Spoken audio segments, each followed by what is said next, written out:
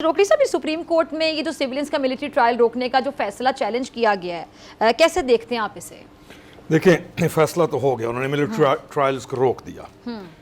आप उसको चैलेंज कर सकते हैं। पहली चीज़ तो यह है कि चैलेंज करना जुर्म नहीं है, आप उसको चैलेंज कर सकते हैं और अपील आपका हक बनता है। मैं पहले भी इसके ऊपर बात कर चुका हूँ कि जो मिलिट्री कोर्ट्स हैं उसका इशू है किसके साथ। पूरी दुनिया के अंदर मिलिट्री कोर्ट्स हैं, ये मेरी प्ली है। अगर मैं चैलेंज करूं तो मैं इस प्ली पे करूंगा। पूरी दुनिया में मिलिट्री कोर्ट्स हैं, आपके चाइना में है, आपका इंडिया में है, पूरी दुनिया में मिलिट्री कोर्ट्स हैं। और फिर एक और पॉइंट ये है कि मिलिट्री के अंदर तमाम लोग वर्दी पहनने वाले नहीं होते। मिलिट्री के अंदर वो भी हैं जो सिविलियंस हैं।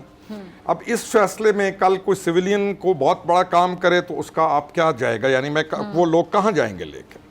दूसरा पॉइंट, हर मुल्क के सर्कमस्टेंसेस हैं, जिस हालात और वाक़यात से मुल्क गुजर रहा होता है, आप उन चीज़ों को देखते हैं। इन जो मिलिट्री कोर्ट्स हैं, इनके साथ अफेक्टीज हैं कौन, यानी इसका पहले आपको को फर्क पड़ता है क्या पब्लिक का कोई इशू है? ये नहीं है, ये पब्लिक का इशू, ये सिर्फ उन लोगों का इशू है जो पाकिस्तान की इन इंस्टॉलेशंस के ऊपर हमला करें, अल्लाह ताला माफ़ करे, जाकर या बड़ी दहशतगर्दी की कार्रवाइयाँ करें। और वो नो गो एरियाज जिनमें पूरी दुनिया के ऊपर बाहर लिखा होता है कि किसी ने अंदर क्रॉस करने की कोशिश की तो उसको गोली मार दी जाएगी, और कोई गुजरने की कोशिश करे तो वहीं पे वो मार देते हैं। उन्होंने कहा जी ये नो गो एरिया, आप आ नहीं सकते। आप उनके ट्रायल की बात करते हैं कि अंदर चला गया और किसी ने कुछ किया तो आप उसका मिलिट्री ट्रायल कोर्ट्स में लेके जाते हैं, और इसका पूरा कानून मौजूद है और आपके पास इसका पूरा प्रेसिडेंस मौजूद है। और फिर आप जिन हालात वाक़यात से गुजर रहे हैं, अगर आपने इस मामले को छोड़ दिया या उस ट्रायल का इसी तरह ख़त्म हो गया, इसका फ़ायदा किसको होगा? इसका फ़ायदा अल्टीमेटली जाएगा उन तंजीमों को या उन लोगों को जो दूसरे ममालिक से आके दहशतगर्दी करते हैं। डेफिनेटली उन लोगों को या उनकी सहूलतकारी करते हैं। अच्छा, फिर एक तो होता है हमला करने वाला, फिर एक होता है उसका सहूलतकार। अब आप किधर जाएंगे, आप किसको बचाएंगे? यानी तमाम इसका जो फ़ायदा है, कोई भी जो अमल है, आप उसको हमेशा देखते हैं कि आपके इस फैसले का फ़ायदा किसको हो रहा है और इसके आपके फैसले का नुकसान किसको हो रहा है। इस फैसले के अंदर तमाम फ़ायदा उन लोगों को जाएगा जो कि ऐसे हैं जो कि पाकिस्तान को हर सूरत में डैमेज करना चाहते हैं। अंदरूनी दुश्मन कह लें, बैरूनी कह लें, दोनों तरफ हैं। अंदरूनी दुश्मन जो है वो भी मौजूद है। पैसा एक बहुत बड़ा फैक्टर है। फिर गुमराह कुन प्रोपेगेंडा जो है, उसके वायरस का कोई भी शिकार हो सकता है।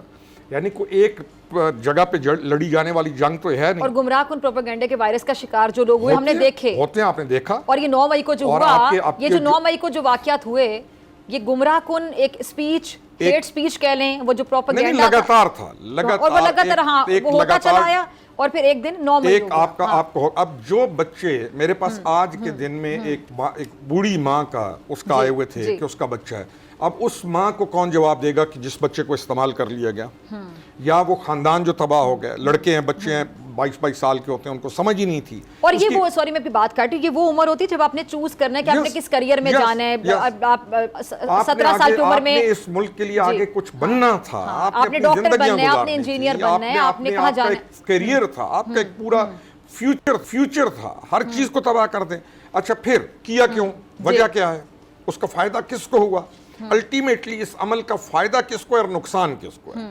तो ये कोर्ट्स का होना लाजिम है। या तो आप ये कहें ना कि ये कोर्ट्स को आज बन रही थी, या आप ये कहें कि ये कोर्ट्स पूरी दुनिया में नहीं है, या आप ये कहें कि आप स्कैंडिनेविया हैं जहाँ के आपकी सेरेमोनियल फौज है और आपके हालात ऐसे हैं कि हर चीज़ मज़े हैं और सारी चीज़ें हैं। नहीं, आप अपने आप को देखें, आप कहाँ पे हैं, अपने बॉर्डर्स को देखें, अपनी सिचुएशन को देखें। आने वाले दिनों में आप जैसे इकोनॉमी को थोड़ा सा अपग्रेड करना शुरू करते हैं, जैसे मुल्क के हालात आप थोड़ा सा स्टेबल करना शुरू करते हैं, आपके दुश्मन आपके मुल्क के अंदर फिर आग लगा देते हैं। आप कहते हैं अब इस चीज़ से फ़ायदा किसको होगा? उनको आग लगाने वालों को, उन आग लगाने वालों को फ़ायदा है। और फिर हमारा एक और इशू है डॉक्टर साहब, जी, हम एक लॉलेस सोसाइटी बन गए। हमें जुर्म करना हमें इशू नहीं है, और जुर्म पे अगर पूछा जाए तो हमें तकलीफ होना शुरू हो जाती है।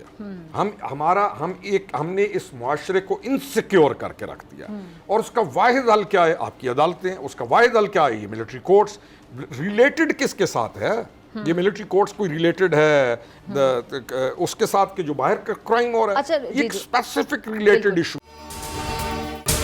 अगर आपको ये वीडियो पसंद आई तो सब्सक्राइब करें और बेल आइकन पर क्लिक करें।